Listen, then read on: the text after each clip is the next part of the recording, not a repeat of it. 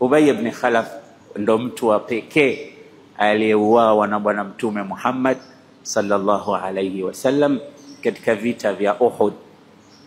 Na ilikuwaje? Yeye alikuwa na farasi wake anamlisha, anasema unaona hii ni maandalizi ya kwenda kumuua Muhammad. Huyu jamaa huyu ana farasi wake, anamuandaa na silaha yake, anamuandaa, anasema karibuni tu mtasikia Muhammad kafa, la aqtulanna Muhammad, huyu mtamuua mimi. Na alipojitoa kama hivyo, Mtume sallallahu alaihi wasallam akasema mwacheni. Siku alivyokuwa sasa amedhamiria kwenda kumuua Muhammad katika vita vya Uhud, kaonekana huyo anasema Rasulullah, huyu ameshatiania muda mrefu, lengo lake ni kukuua. Mtume sema mwacheni, nitamuua mimi.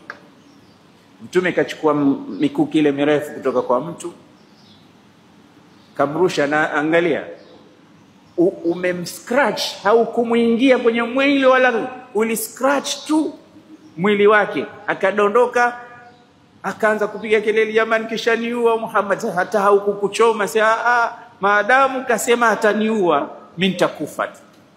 Na kweli kafa, na kile kilicho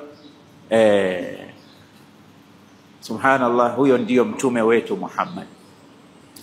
Kwa nini nasema hivi? Kwa sababu wama arsalnaka illa rahmatan lilalamin, hatukukutuma we Muhammad isipokuwa uwe ni huruma kwa watu wote. Ndivyo ndivyokuwa mtume. laqad jaakum rasulun min anfusikum azizun alayhi ma anittum harisun alaykum bilmu'minina raufur rahim. Hizi sifa hizi ni za mtume Muhammad. laqad jaakum rasulun, mtume amekujilieni mtume, min anfusikum, anatokana na nyinyi, azizun alayhi ma anittum, anapata tabu sana kuona nyinyi hamwendi katika njia ya sawa, linamuumiza kweli kweli kuona watu wake wanapotoka. harisun alaikum, anapupa kweli kweli ya kutaka nyinyi muongoke mwende peponi. bilmu'minina raufur rahim, kwa waumini ni mpole tenye mwenye huruma.